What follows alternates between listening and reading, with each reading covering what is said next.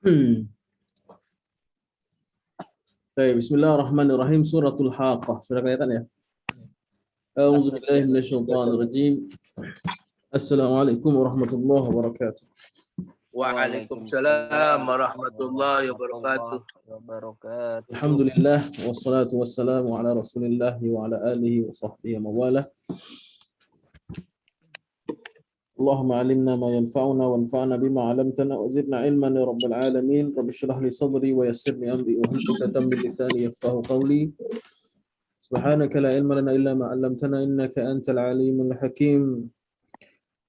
Allahumma ij'alna mimman yastami'una al-qawla fayattabi'una ahsanah. Ma ba'du.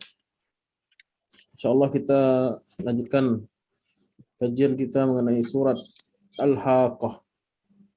Surat baru ya. Setelah kemarin kita selesai membahas surat Al-Qalam yang cukup panjang ya pembahasannya. Nah, sekarang kita membahas surat Al-Haqqah. Kita kenalan dulu dengan surat Al-Haqqah. Surat Al-Haqqah ini surat yang makkiyah, turun sebelum hijrahnya Nabi SAW. Kandungannya sebagaimana kandungan surat-surat makkiyah lainnya yang banyak berbicara tentang keimanan kepada Allah dan iman kepada hari akhir dan nubuwah Rasulullah, kebenaran kenabian beliau dan pengisahan umat-umat yang terdahulu baik yang beruntung maupun yang celaka. Ayatnya pendek-pendek, cuman cukup keras karena banyak bercerita tentang azab umat-umat terdahulu. Kalau kita lihat sekilas surat Al-Haqqah ini bercerita tentang sebagian umat-umat yang dibinasakan. Umat-umat yang celaka, bangsa-bangsa yang dihabisi oleh azab. Kemudian pembelaan Allah kepada Rasulnya, penguatan hujah kenabian Muhammad sallallahu alaihi wasallam dan kebenaran Al-Qur'an. Kira-kira itu kandungan surat ini secara umum. Kemudian surat ini dimulai dengan sebuah ungkapan ayat pertama. Allah Ta'ala berfirman Al-Haqqah. Satu kata saja untuk ayat yang pertama. A'udzubillahi minasyaitonir rajim. Kita baca dulu yang ada dalam kitab. Al-Haqqah. Mal Haqqah. Wa ma adraka mal Haqqah. Kadzabat Tsamud wa 'adun bil qari'ah. Fa amma Tsamud fa uhliku bit taghiyah. Wa amma 'adun fa uhliku bi rihin sarsarin 'atiyah. Sakhkharaha 'alaihim sab'a layalin wa thamaniyata ayyamin husuma. فترى القوم فيها صرعى كأنهم أعجاز نخل خاوية فهل ترى لهم من باقية وجاء فرعون ومن قبله والمؤتفكات بالخاطئة فعصوا رسول ربهم فأخذهم أخذة رابية إنا لما طغى الماء حملناكم في الجارية لنجعلها لكم تذكرة وتعيها أذن واعية الله أكبر. Jadi seolah-olah surat Al-Haqqah ini menyimpulkan banyak pengkisahan umat-umat terdahulu yang mereka ingkar dengan konsep-konsep keimanan yang dasar. Salah satu konsep iman yang diajarkan Nabi awal mula dakwah di Makkah ialah konsep adanya hari kiamat. Bahwasanya alam semesta ini fana, alam semesta ini akan hancur, alam semesta ini akan binasa, semua makhluk akan diwafatkan, dimatikan oleh Allah tanpa pengecualian. Itulah hari yang besar disebut dengan hari kiamat. Dan hari kiamat itu dalam Al-Quran banyak sekali namanya. Salah satu namanya ialah Al-Haqqah. Ada lagi Al-Waqi'ah jadi nama surat juga. Ada lagi Al-Qari'ah juga jadi nama surat. Nah, dan nama-nama hari kiamat itu terambil dari suatu kata yang menunjukkan maknanya sekilas.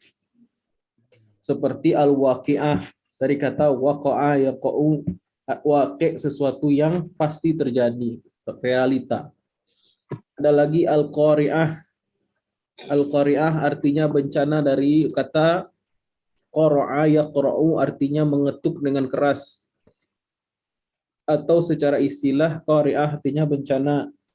Begitu juga dengan al-haqah terambil dari kata haq. Hak artinya sesuatu yang pasti, tetap, tidak goyah, permanen. Sesuatu yang sudah tetap, pasti, tidak goyah, permanen. Ya. Makanya kalau karyawan gajinya tidak dibayar, biasanya mereka menuntut hak.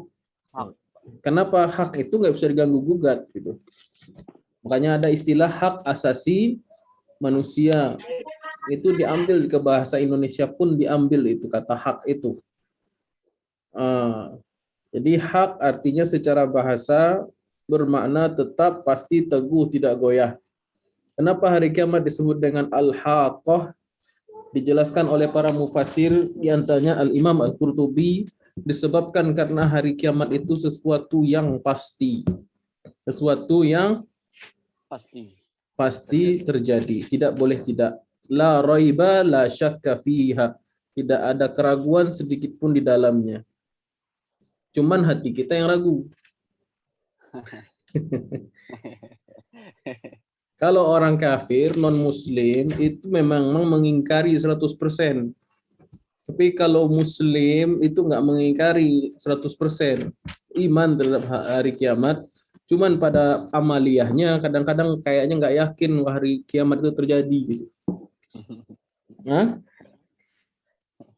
Makanya di sini ajakan Allah dalam mengajarkan kita, atau cara Allah dalam mengajarkan kita menanamkan keyakinan adanya hari kiamat dengan cara bertanya. Al-haqah, mal-haqah, itu kan ma istifhamiyah. Ma untuk bertanya itu. Wa ma adraka, bertanya lagi. Apa yang kau ketahui tentang al-haqah? Kenapa sampai 2 kali bertanya? Kenapa enggak langsung aja wa ma adraka mal haqah, langsung dijawab setelah itu?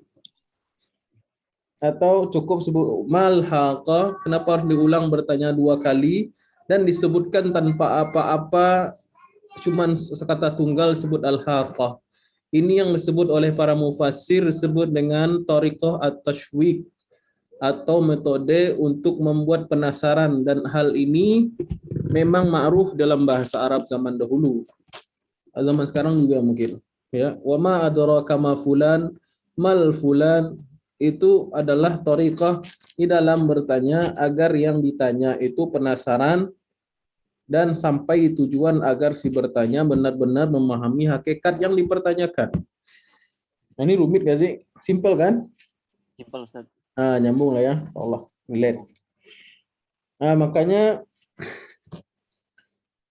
sebagai seorang muslim ya, di sini ada petunjuk dari Allah Subhanahu wa taala agar ketika ditanya seperti ini, Allah ingin merecall, apa sih bahasa Indonesianya, merecall keimanan kita tentang al-haqqah. Kalau orang kafir udah selesai, mereka tidak yakin dunia ini adalah dunia satu-satunya, tidak ada hari namanya hari kebangkitan, tidak ada hari kiamat. Tapi sebagai muslim kita harus benar-benar recall lagi diri kita, apakah betul kita sudah berkeyakinan bahwasanya al-haqqah itu benar-benar wujud atau akan terjadi pada praktik sehari-hari.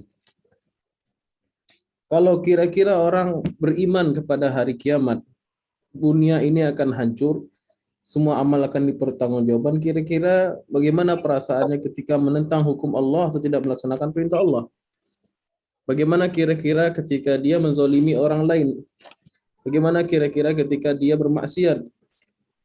Mereka minimal dia akan takut kepada Allah bahwa semua ini akan dipertanggungjawabkan.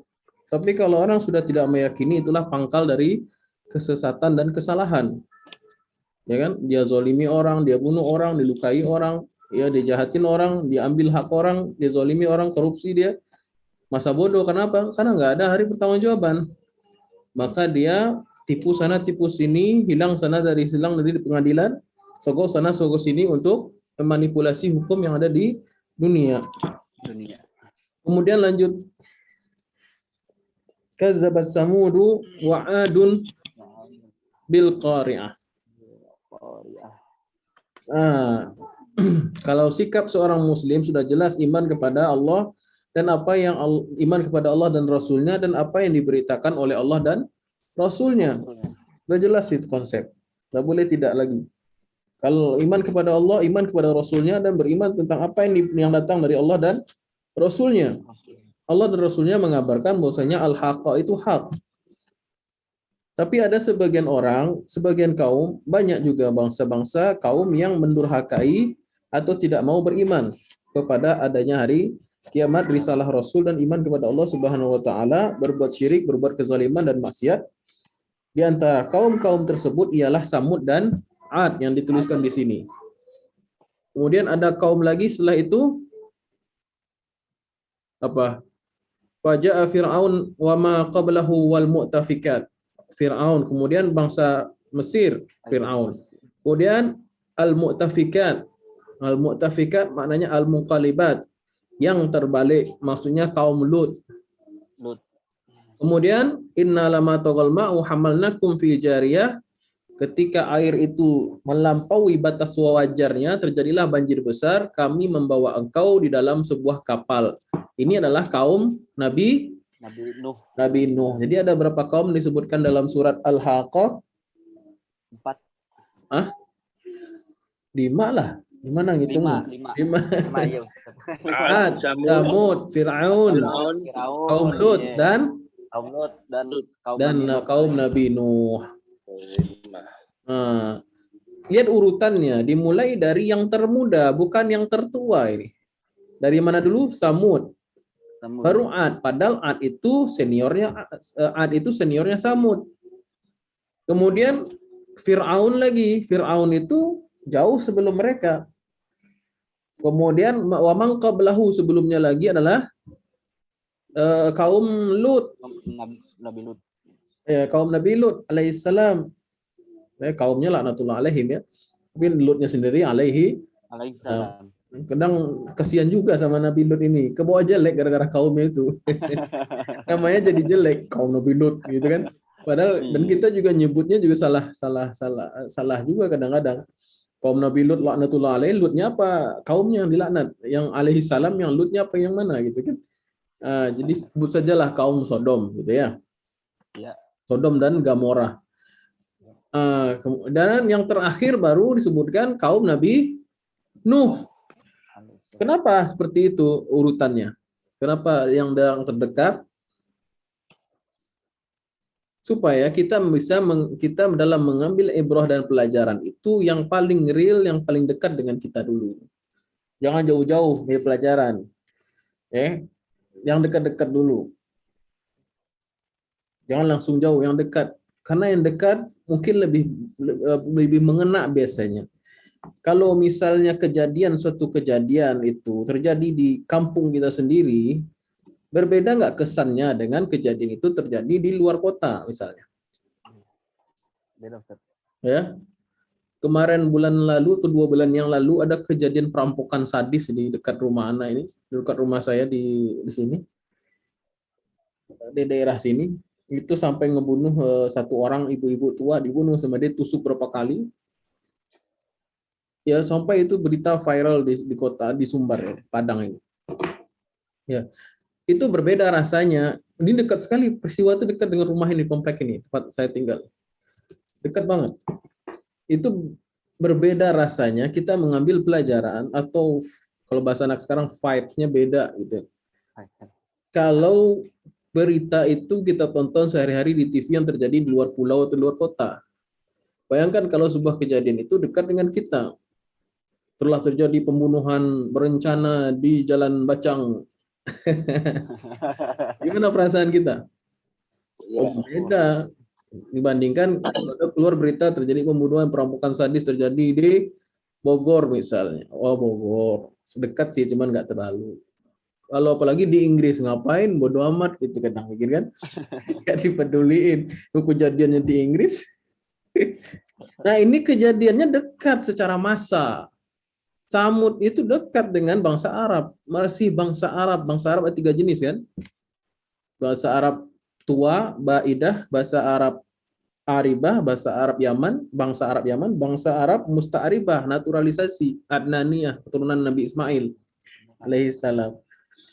Nah, itu secara waktu nih paling dekat Ad. Pada Samud baru Ad itu lebih tua lagi sedikit. Oh, itu yang mendiami Yaman. Itu secara posisinya juga menarik dikaji. Samud itu di mana? Samud itu masih di Hijaz.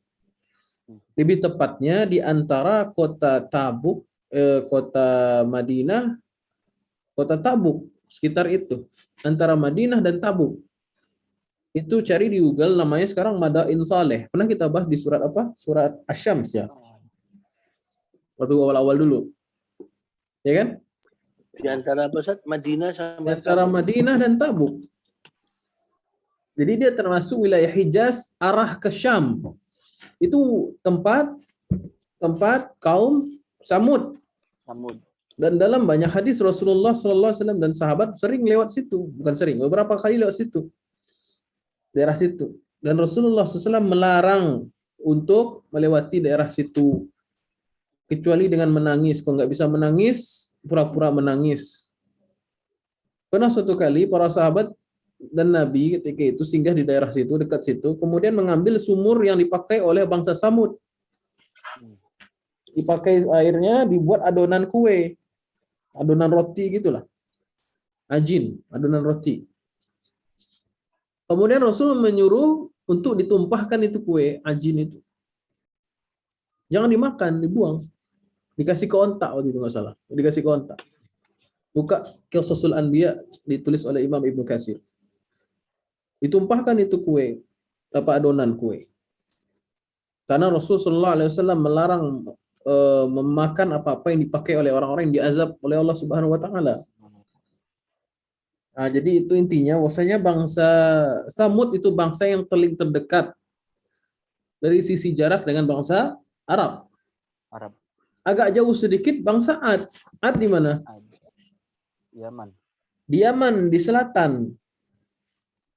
Di antara wilayah Oman sekarang dan Hadramaut, itu wilayahnya. Oman itu kan selatannya Saudi tapi arah ke timur. Ya kan? Dia Kesultanan Oman, kesultanan sendiri itu.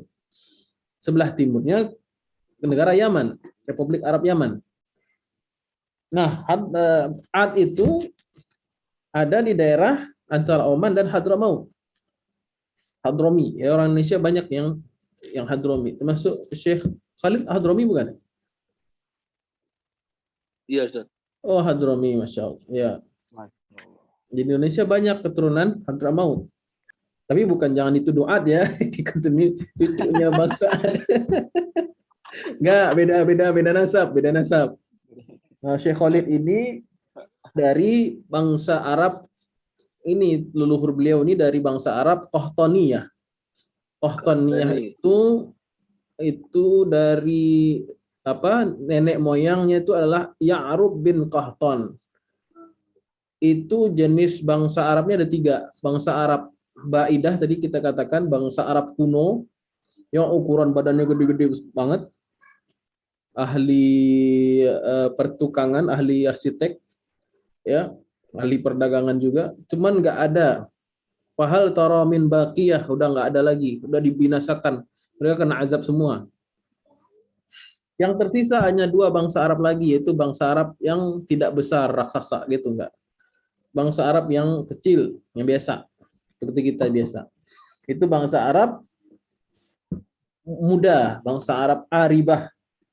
Nah, itu keturunan Ya'rub bin Qahtan atau sebut dengan bangsa Arab Qahtaniyah yang mendiami Yaman, Hijaz, Teluk, dan lain sebagainya. Banyak jadi raja-raja dan banyak jadi jadi ulama juga, banyak jadi pendakwah, termasuk yang menyebarkan Islam ke daerah Asia Timur itu orang-orang Qahtan, orang Yaman. Termasuk yang menyebarkan Islam ke Indonesia juga orang-orang Qahtan. Nah, termasuk Imam Al-Bukhari itu hasil didikan dan dakwah dari orang-orang Arab Yaman Qahtan. Yang Arab Qahtan ini dipuji oleh Rasulullah SAW.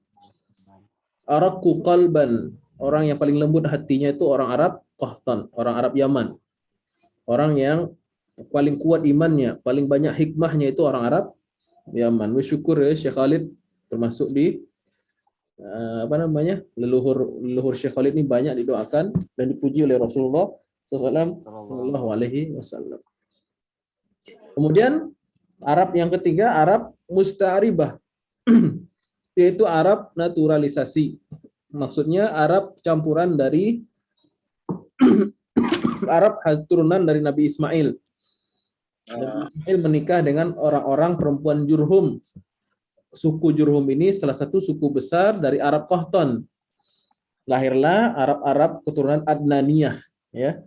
Karena Ismail punya keturunan anak cucunya keturunannya salah satunya Adnan. Adnan punya anak namanya siapa?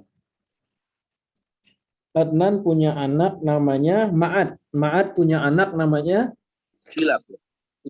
Nizar. Nizar punya anak namanya Mudar. Mudar punya anak namanya lupa nasab Nabi nih. Mudar punya anak namanya kalau anak hafalnya dari Nabi nih. Muhammad bin Abdullah bin Abdul Muttalib bin Abdi Manaf bin Hashim bin Qusay, Kilab bin Murrah bin Ka'ab bin Lu'ay bin Ghalib bin Fihr bin Malik bin Nadhar bin Kinanah bin Khuzaimah bin Mudrikah bin Ilyas bin Mudar bin Mudar bin Nizar bin Ma'ad bin Adnan zuriat Bin Ismail. bin Ibrahim alaihi wassalam.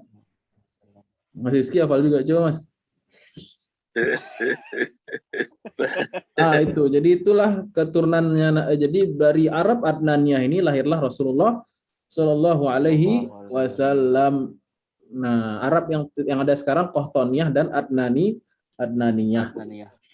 Baik. Kemudian lanjut ke Kazzabat Samud wa Adum bil Qari'ah. Jadi bangsa Ad, bangsa Samud itu masih bangsa Arab. Artinya sangat dekat dengan orang Arab Quraisy. Jadi sama-sama bangsa Arab nih gitu kan. Ini leluhur kalian nih diazab gara-gara nggak beriman kepada hari kiamat dan iman kepada Allah dan Rasulnya. Ya kalau lebih dekat secara daerah tutorial, lebih dekat secara geografis, juga lebih dekat secara nasab, tentu pelajaran itu seharusnya juga makin diambil. Lihat pendekatan Allah dalam menasehati orang-orang Arab Quraisy ketika ini turun gitu. Ini nyambung nggak sih? Nyambung Ustaz. Nyambung ya. Jadi kita kalau membaca Al-Quran tuh sebisa mungkin kita optimalkan pengetahuan kita analisis tuh. Kok urutannya begini begitu. Nah, ini diperhatikan oleh para ulama dalam membahas munasabah ayat. Kemudian bil qari'ah. Ini bangsa Arab, masih bangsa Arab tapi sudah binasa. Ibaratnya gini loh. Ibaratnya kalau bahasa gampangnya gini. Itu saudara kalian sendiri kata Allah bilang ke seolah begitu ya, seolah-olah ngomong ke Arab Quraisy itu kan. Kalian udah ambil pelajaran ke leluhur kalian yang orang Arab juga loh gitu. Habis dan kalian bisa bisa cek sendiri buktinya gitu.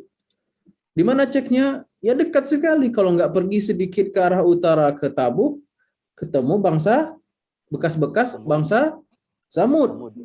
Kalau nggak ketemu bangsa ke selatan, ketemu bangsa Ma'ad. Apakah mereka merasa repot untuk menyaksikan pelajaran ini? Untuk pergi ke utara, untuk ke Tabuk dan ke selatan? Enggak. Mereka dagangnya arahnya ke situ kan? Iya nggak sih? Li'ila fi Quraisyin ila fihim rihlatash syita'i was-shayf. Syita mereka kemana? Yaman. Lewat kan daerah situ? Lewat, seharusnya ngambil pelajaran. Kalau mereka ke Saif musim panas, mereka kemana? Ke utara. Lewat nggak Madain Saleh itu? Lewat. Ibaratnya gini, Allah pemuka masyarakat udah bilang jangan mencuri listrik. Dia bilang gitu. Pemerintah lokal RT RW udah bilang jangan mencuri listrik. Di RW 3 kemarin pelakunya udah ngerasain akibatnya. Itu rumahnya habis kebakar. Di RW 5 di sebelah selatan, tadi sebelah utara, di RW 5 sebelah selatan itu juga rumahnya habis kebakaran karena mencuri listrik. Maksudnya hati-hati, jangan pula kamu melakukan hal yang sama. Kalau nggak percaya, coba lihat, gitu kan? Iya. Coba lihat kan sehari-hari bapak kan ke sana dan ke situ, pasti lihat tuh bekas-bekasnya gimana rumahnya, ada yang tersisa nggak? Nggak ada. Ya udah, jangan mencuri listrik. Ibaratnya gitulah. Nah, satu nasab, sama-sama Arab dan bisa diidentifikasi. Kemudian nggak jauh-jauh lagi, kita lihat kabarnya apa? Wa'adum bil qari'ah. Apa itu al-qari'ah? Jadi bangsa Ad dan Samud mendustakan qari'ah. Al-qari'ah itu Hari nama juga untuk hari kiamat. Oh, kenapa nggak Allah sebutkan kazzabat Samud wa Adum bil haqqah? Ya nggak? Pernah nanya gitu nggak? Ya nggak? Kenapa nggak hari kiamat namanya sama dengan yang di awal? Al-haqqatu mal haqqah wa ma adraka mal haqqah. Kazzabat Samud wa Adum bil haqqah. Kan lebih mantap. Menurut kita lebih mantap. Nah, kenapa Allah ganti istilah hari kiamat dengan Al-Qari'ah? Karena menggetarkan hati, Ustaz. Apa? Makna dari Al-Qari'ah yang menggetarkan hati. Menggetarkan hati. Al-Haqqah nggak menggetarkan hati. Kenapa ada Dari variasi penyebutan di sini, itu persoalan. Kenapa ada variasi penyebutan di ayat yang masih dekat-dekat gitu? Kenapa? Padahal maknanya sama. Nah, sama dengan seperti ini. Jangan bermain api. Kemarin 300 rumah habis oleh si jago merah. Api si jago merah kebakaran kan sama kan? Orangnya itu juga kan? Tapi kenapa disebutkan berbagai variasi? Supaya orang mengenal betul ini yang mudarat itu dengan berbagai versinya, sehingga dia lebih perhatian, dia lebih waspada lagi gitu.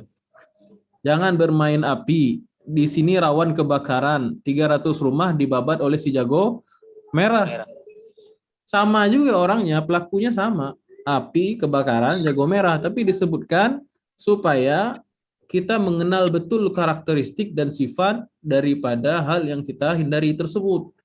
Makanya di sini Allah memakai kalimat kadzabat Samud wa Adum bil qari'ah, bukan bil haqqah. Nah, supaya kesannya karakter atau sifat kiamat itu betul-betul masuk ke dalam diri kita. Sebab itu juga alasan salah satu ulama sampaikan mengapa hari kiamat itu dalam Al-Quran datang dengan berbagai nama. Jangan sampai ketipu. Makanya kalau buronan biasanya aliasnya banyak kan, nama aslinya Tono, tapi aliasnya banyak.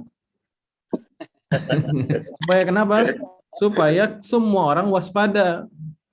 Ya, bahkan semua foto teroris itu difotoin tuh, dilihatin, ada yang pakai jenggot, ada yang enggak, ada yang pakai kumis, ada macam-macam itu. Supaya kenapa? Supaya waspada dengan apa yang disebutkan dan kita mengenal betul karakteristiknya. Ya, al-haqqah wa mal haqqah wa ma adraka mal haqqah. Kazzabat Samudu wa Adun bil qari'ah. bukan bil haqqah lagi ya. Baik. Kemudian jadi di sini Allah menyebut dua bangsa tapi mengambil persamaannya. Benang merahnya diambil. Apa persamaan Samud dan Ad?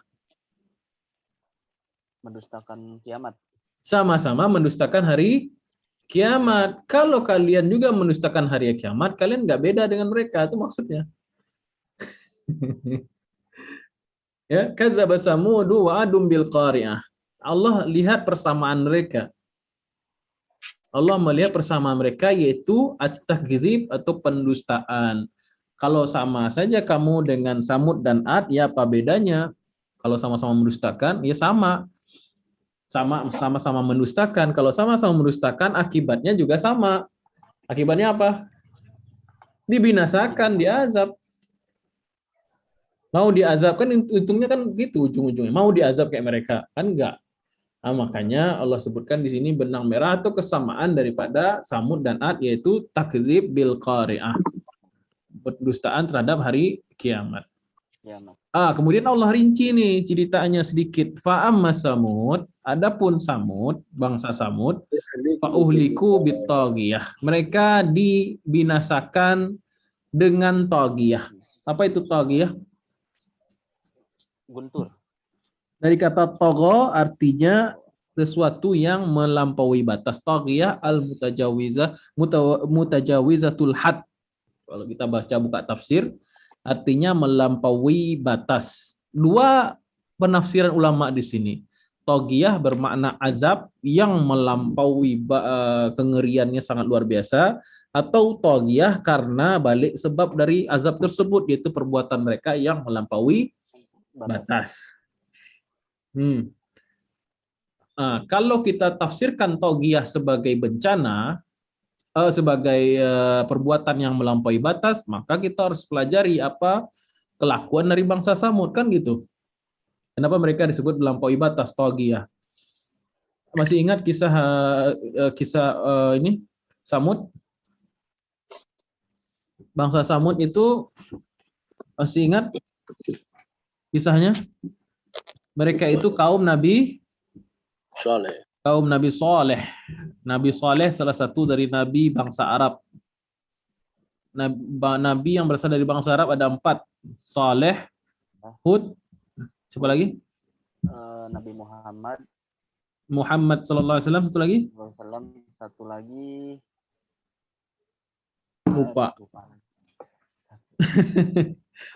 Daud, bukan Daud. Nabi Syuaib. Syuaib. Daud itu dari Bani Israel. Bani Israil. Syuaib. Ya. Kalau Nuh itu bukan termasuk Arab, Ustaz. Nuh itu bapaknya para nabi, bapaknya manusia malah, nggak hanya bapaknya para nabi, bapaknya manusia. Kan semua nasab terputus kecuali dari Nuh.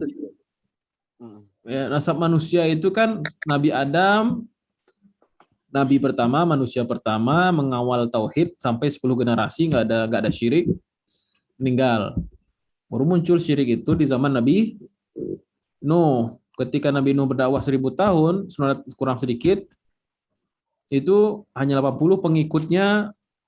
Kemudian semua manusia habis di bawah air banjir besar kan, flood. Kemudian manusia yang datang setelahnya itu keturunan Nabi Nuh. Nanti kita akan bahas tentang Nabi Nuh nanti di ayat selanjutnya itu fahal inna lamma taghal ma'u hamalnakum fil jariyah. Itu pembahasan Nabi Nuh. Itu sampai mana tadi? Kaum Samud. Kaum Samud yang ada di Madain Saleh atau daerah Hijr antara Madinah dan Tabuk ya. Kemudian mereka ini kaum yang berbadan besar karena dia bangsa Arab Baidah kan, Arab berbadan besar. Kemudian mereka suka membangun rumah. Awalnya mereka bangun rumah dari tanah liat. Habis itu ternyata rumah ini roboh, umur mereka masih panjang. Kalau kebalik sama umat sekarang. Umat sekarang kadang bangun rumah, dia udah meninggal, rumahnya masih tegak. Masih cicilan. Kalau bangsa Samud, mereka bangun rumah di tanah liat. Baru balik udah runtuh rumahnya. Karena dari tanah liat. Karena mereka kuat-kuat, terus daerah situ banyak bukit, banyak gunung-gunung, bukit-bukit, akhirnya mereka punya ide, ya udah pahat aja nih gitu kan. Daripada kita bangun rumah dalam seumur hidup bisa 10 kali bangun rumah gitu kan. Mending kita kerja sekali buat 10 generasi gitu. Astagfirullah. Kayaknya cuma Ana yang cerita kaum ini dengan lucu ya. Ya gitulah. Ya mereka kaum yang hebat membangun rumah dari bukit-bukit, dari batu-batu yang keras ya. Sampai sekarang masih ada itu sisa-sisa peradaban arsitektur mereka luar biasa.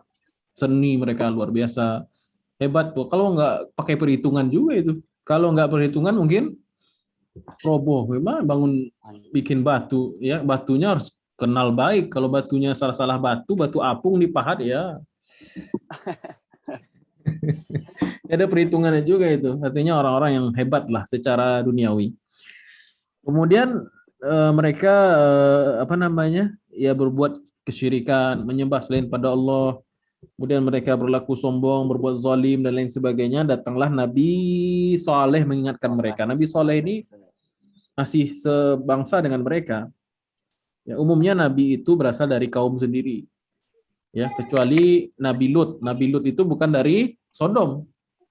Nabi Lut itu dari Ibrahim. ya ponakannya Ibrahim, adik daripada anak daripada omnya Nabi Ibrahim, ponakan itu ya. Nabi Ibrahim bapaknya namanya Tanuh, Tanuh ini punya adik namanya Haran, Haran ini punya anak namanya Lut alaihi salam. Lut termasuk orang yang beriman kepada Nabi Ibrahim yang dibawa hijrah dari Haran, daerah-daerah Haran, daerah Irak itu, daerah Kufah, dekat Kufah sekarang, atau Babil, atau dari Babil, diajak hijrah ke mana-mana itu. Jadi Lut ini alaihi salam, Nabi Lut ini mengikuti Nabi Ibrahim ke mana-mana. Nabi Ibrahim ini nabi yang mungkin paling luas daerah dakwahnya. Sampai dikatakan oleh Ibnu Katsir itu sampai ke Pakistan, sampai ke Jazirah Arab juga, masuk ke Palestina, masuk ke Mesir, itu adalah Nabi Ibrahim alaihissalatu wassalam.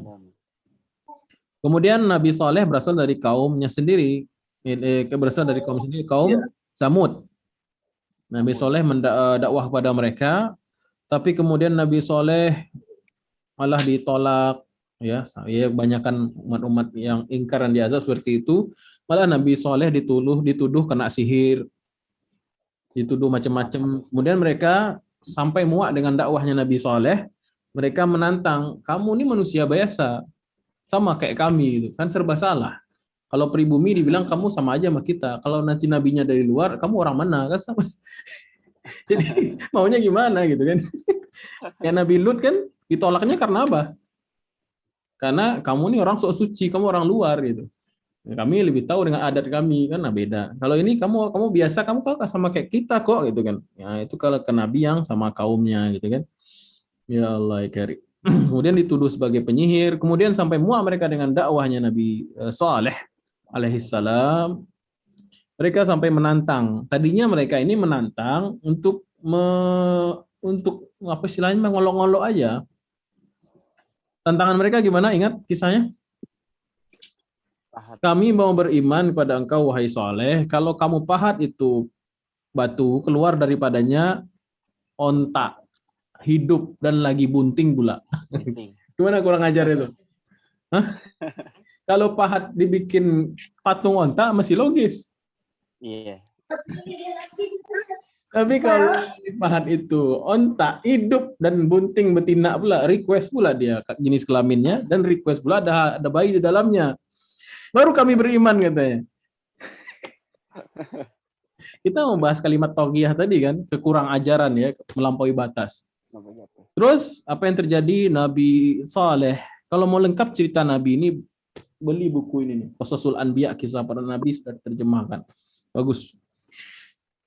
Lengkap situ riwayatnya dan lain sebagainya. Kemudian Nabi Saleh karena permintaan seperti itu, Nabi Saleh ya salat, ambil wudu, salat, doa pada Allah. Ternyata benar dikabulkan sama Allah Subhanahu wa taala. Ketika di pahat itu bukit, gunung besar, batu besar, keluarlah onta betina. Ontanya hidup, cocok. Kelaminnya betina, cocok. Bunting, sip. Nah, cocok. Lengkap kan semua? Apa yang terjadi? Kebanyakan mereka kafir. Kebanyakan mereka kafir. Sedikit yang beriman. Ada yang sedikit beriman, itu pun diuji, itu pun di apa namanya, di boikot dan lain sebagainya, ditarik-tarik untuk kafir lagi. Ada kisahnya lengkap. Di sedikit yang beriman. Kemudian, tapi mereka tetap terperangah itu maksudnya terheran-heran, kagum juga gitu kan. Sempat mereka mengalami namanya kagum walaupun nggak sampai iman. Nah, akhirnya Nabi Saleh mengatakan, ini mukjizat, ini hadiah dari Allah untuk kalian, sebuah onta betina yang lagi dia menghasilkan susu, silahkan diambil air susunya, silahkan buat kalian, gratis. Cuman syarat jangan ganggu dia, jangan ganggu jadwal schedule dia minum.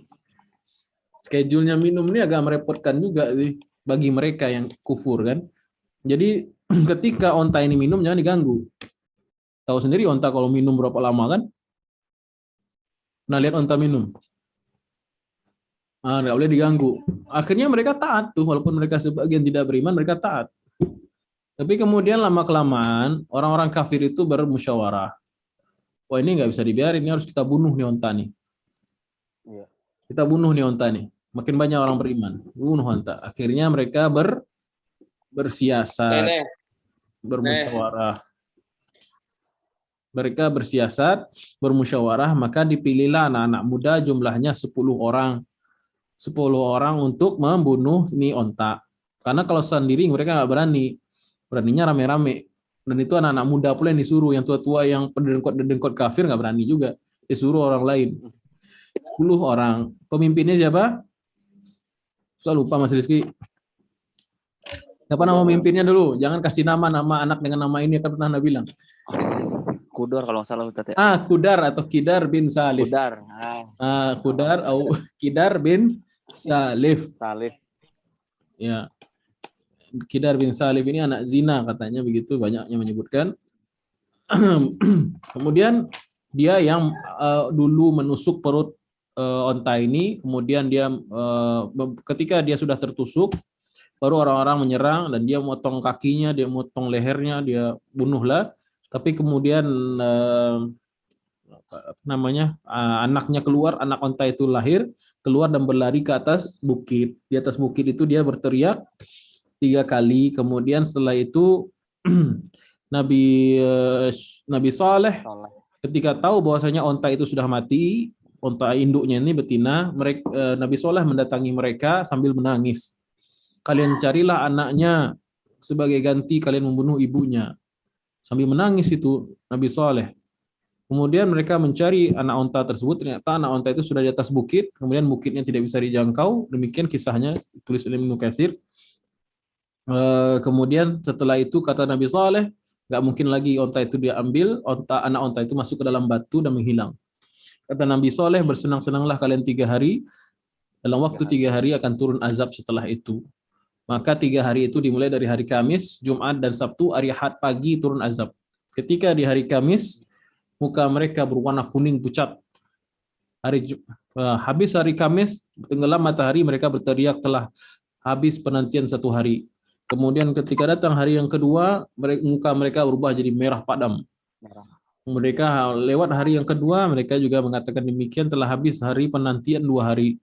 Kemudian hari ketiga wajah mereka makin ketakutan, wajah mereka menjadi hitam.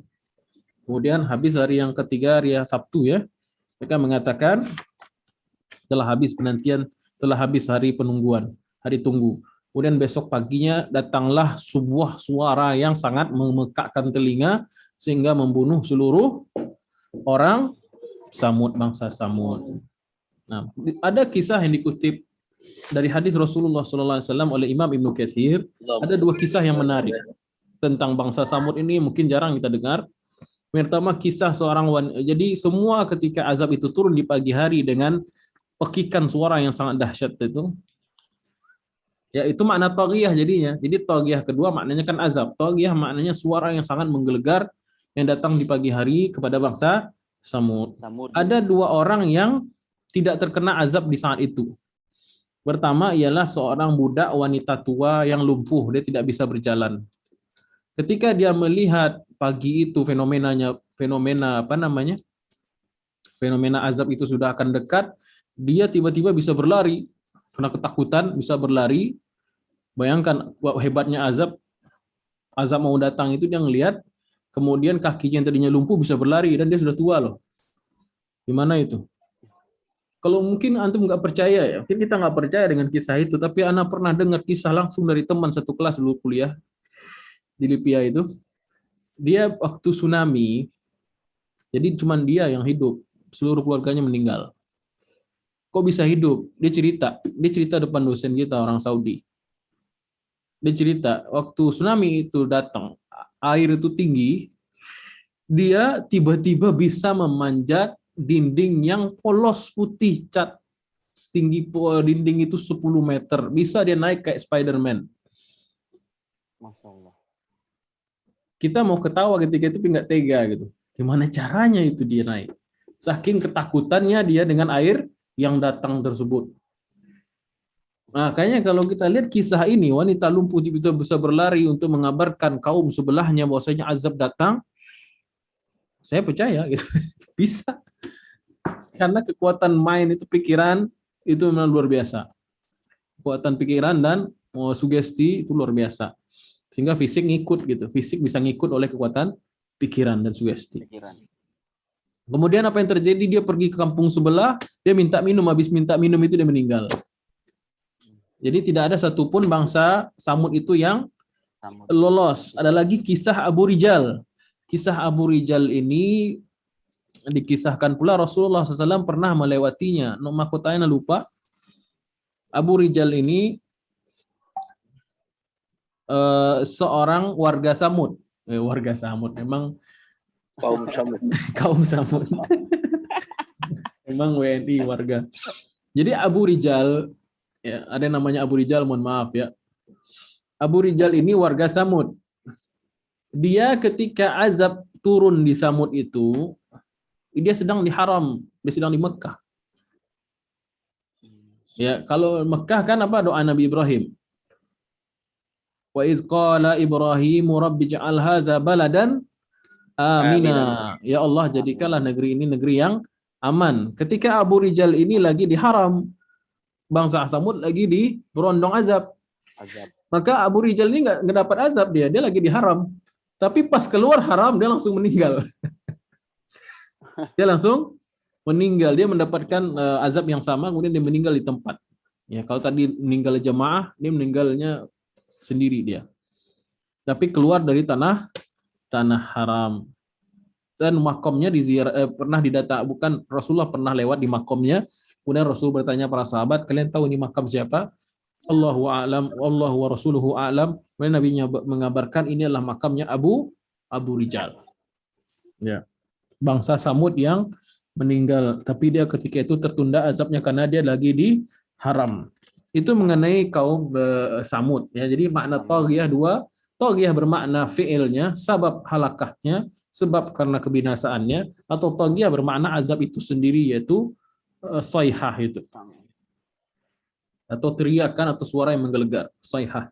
Kemudian kisah yang kedua, wa amma Sa'adun, adapun bangsa Ad, kata Allah, fa'uhliku, dibinasakan birihin sorsorin atiyah. Ya. Adapun bangsa apa? Bangsa Ad, uhliku, dibinasakan. Dibinasakan maknanya apa ini? Ini fi'il mudhari' mabni ala majhul. Dibinasakan. Siapa yang membinasakan? Allah. Tapi ada makhluk Allah yang bertindak, yaitu para malaikat azab. Ada yang mengatakan Jibril alaihi salatu wassalam. Fa'uhliku, dibinasakan dengan apa? Rihin. Apa itu rih? Angin. Sorsorin. Sorsor maknanya sangat dingin. Atiyah yang sangat kencang. Jadi mereka diazab dengan azab yang berbentuk angin yang sangat dingin dan sangat kencang. Sakharaha alaihim, angin itu menguasai mereka selama kapan? Sab'a layalin, 7 malam. Wa samaniyata ayyam, 8 hari husuma, terus menerus, mustamirran. Jadi mereka ditimpa azab itu 7 malam 8 hari. Ataral qauma fiha sor'a, dan kamu menyaksikan bangsaan itu sor'a, ayat yang bergelimpangan, ka'annahum ajazu nakhlin khawiyah, seolah-olah mereka itu seperti pohon korma atau batang korma. Ajaz maknanya batang korma, nakhlin korma, khawiyah yang kosong, melompong, yang habis, yang tumbang. Jadi ini cerita bangsa Ad sekarang. Bangsa Ad. Bangsa Ad ini senior bangsa Samud.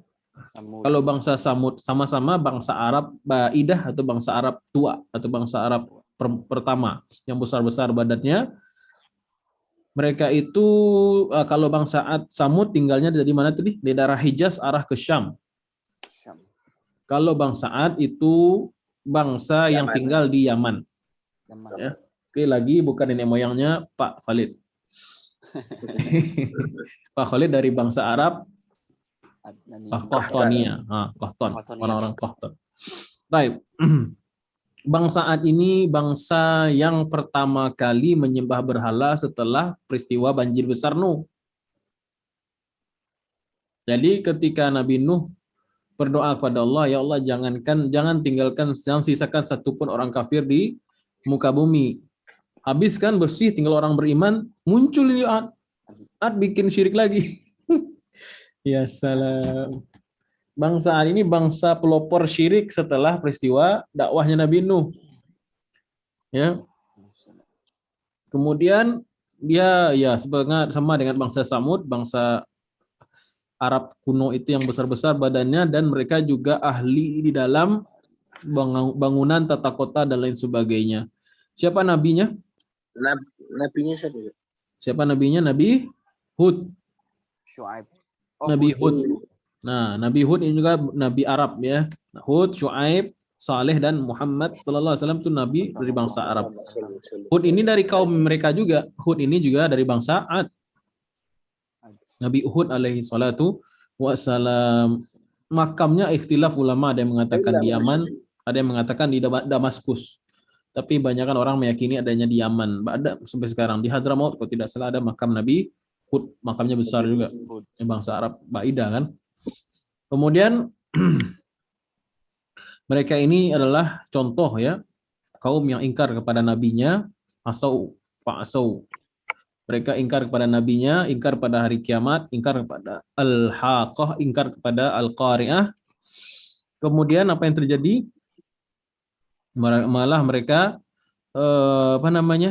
awal daripada musibah yang menimpa mereka sebelum angin kencang yang sangat dingin itu ialah terjadinya kemarau. Kemarau yang panjang sehingga mereka kelaparan.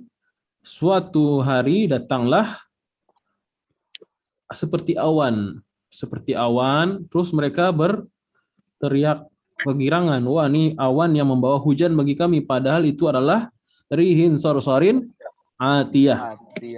Ya, angin itu awalnya menimpa orang-orang pedesaan dari kalangan bangsa Ad. Jadi angin itu menimpa orang-orang pedesaan dari bangsa Ad. Jadi bangsa Ad itu tinggal di lembah-lembah kan, kota lembah gitu. Kemudian mengangkat orang-orang itu ke langit yang dari desa. Kemudian dikira itu air, padahal itu orang yang sudah terbolak-balik di angin itu di atas. Kemudian ada seorang wanita yang melihat angin itu dari jauh, kemudian sampai dia meninggal. Ketika dia melihat dan menceritakan dia meninggal, dia melihat bahwasanya angin itu dibawa oleh para malaikat. Kemudian dia meninggal setelah itu.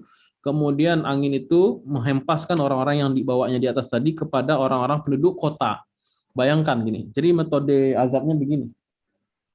Angin itu membawa orang-orang pedesaan ke atas, kemudian ditimpakan ke orang-orang perkotaan.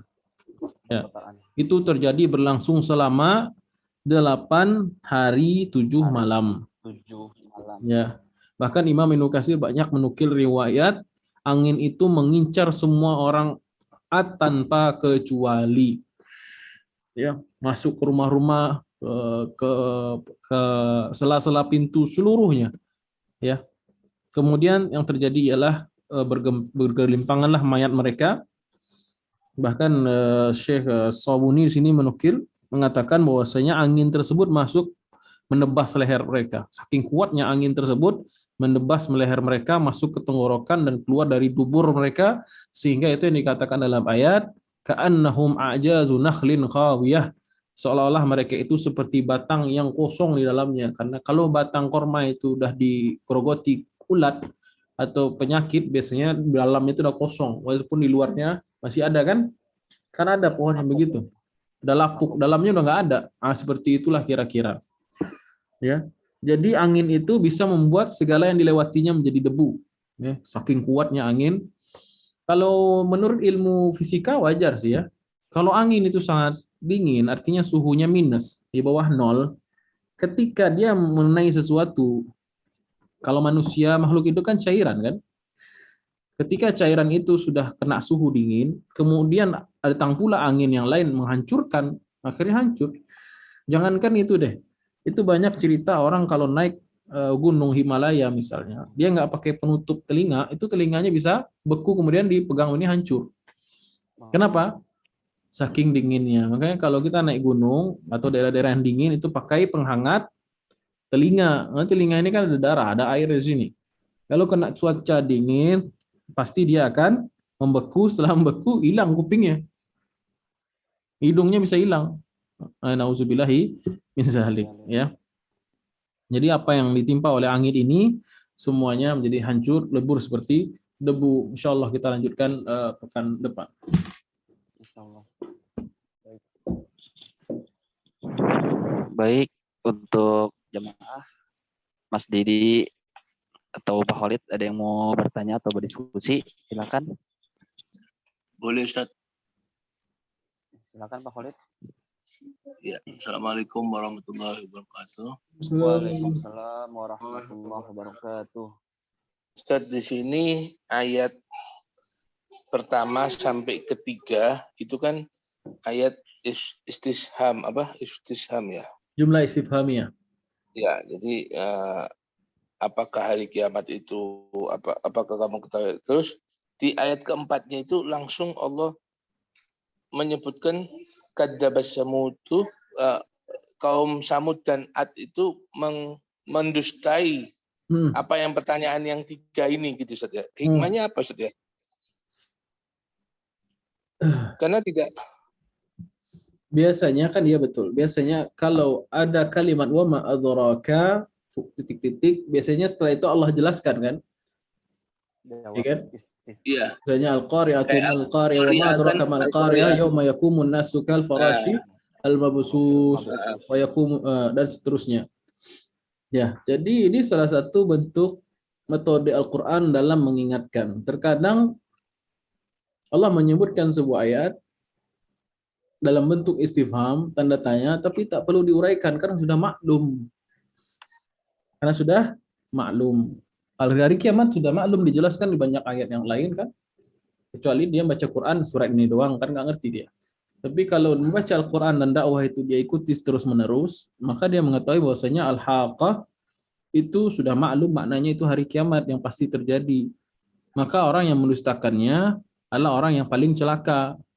Pendustaan itu setelah dia tahu kan, dijelaskan hari kiamat itu begini-begini, tapi dia masih mendustakan. Makanya penjelasan tentang hal haqqah itu apa tidak dijelaskan lagi di sini karena sudah maklum. Hal yang maklum itu nggak perlu dijelaskan. Kalau dijelaskan malah lucu gitu.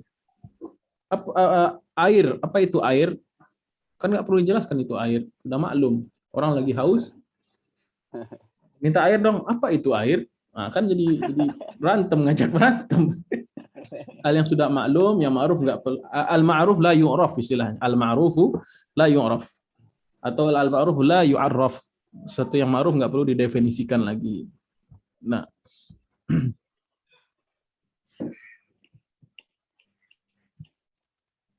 itu kira-kira Syekh Khalid. ya, 6 Ustaz.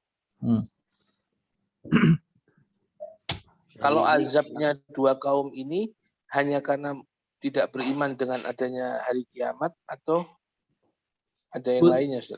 Sebetulnya mereka diazab itu konsekuensi karena mereka tidak iman kepada Allah dan Rasul-Nya dan apa yang dibawa oleh Allah dan Rasul-Nya. Kan hal-hal yang kalau orang sudah beriman kepada Allah, beriman ke Rasul-Nya, dua hal itu. Udah asyhadu an la ilaha illallah wa asyhadu anna Muhammadar Rasulullah, konsekuensinya kan beriman mengikuti apa yang dikabarkan oleh keduanya. Tapi mereka kan tidak, apapun yang datang daripada mereka, daripada Rasul mereka ingkari semua. Karena pada asasnya mereka nggak beriman pada Rasul dan pada iman pada Allah. Itu pangkal kesesatannya di situ. Nah, kalau ada orang yang mengaku Muslim, iman pada Allah dan Rasulnya, tapi apapun yang dikabarkan oleh Allah dan Rasulnya dia tentang, berarti ada masalah itu, pendusta saja itu, pengakuan aja, pengakuan kosong. Afwan, satu lagi Ustaz. Boleh. Silakan. Mengenai nabi-nabi tadi Ustaz. Kan nabi yang dari bangsa Arab itu ada 4. Saleh, Hud, Muhammad, Syuaib. Kok Nabi Ismail nggak masuk Ustaz ya? Kan Nabi Muhammad itu atasnya kan ke Nabi Ismail Ustaz ya? Iya. Nabi Ismail itu Nabi Ismail itu orang mana? Maksudnya yang sudah yang Arab gitu, yang asli Arab. Kalau Nabi Ismail kan bapak beliau orang Babylon apa? orang Babilonia. Irak. Nabi Ibrahim dari Irak, dari Babilonia. Nabi Ibrahim berasal dari Irak. Ibu Nabi Ismail dari Mesir. Hajar itu orang Mesir. Sayyidah Hajar atau Ibunda Hajar Al-Misriyah Al-Qibtiyah, orang Koptik. Lahirlah dari perkawinan orang Irak dan orang Mesir, Nabi Ibrahim dan orang Mesir, lahirlah Nabi Ismail. Jadi Nabi Ismail itu campur silang antara Irak dan Mesir. Baru kemudian Nabi Ismail secara nasab orang Irak. Sama kayak orang Jawa, laki-laki Jawa menikah dengan laki-laki Kalimantan. Dengan perempuan Kalimantan, laki-laki Jawa LGBT. Laki-laki Jawa menikah dengan perempuan Kalimantan. Maka anaknya laki-laki. Anaknya ini disebut orang mana? Jawa ya. Orang Jawa tetap, meskipun dia ngomong bahasa Kalimantan. Tapi tetap dia Jawa. Karena bapaknya Jawa. Begitu juga Nabi Ismail alaihi salatu wassalam. Ya, beliau adalah orang Irak aslinya. Ibunya orang Mesir, tapi tinggal di Mekah. Bergaul dengan masyarakat dari suku Jurhum. Suku Jurhum ini suku Qahtan yang ada di Yaman, suku besar. Di situ Nabi Ismail baru belajar bahasa mereka, bahasa Arab. Nah, dari keturunan Nabi Ismail dengan perempuan-perempuan Jurhum inilah lahirlah bangsa Arab naturalisasi atau bangsa Arab musta'aribah, bangsa Arab yang bercampur dengan yang keturunan Nabi Ismail alaihissalatu wassalam yang melahirkan Nabi Muhammad sallallahu alaihi wasallam.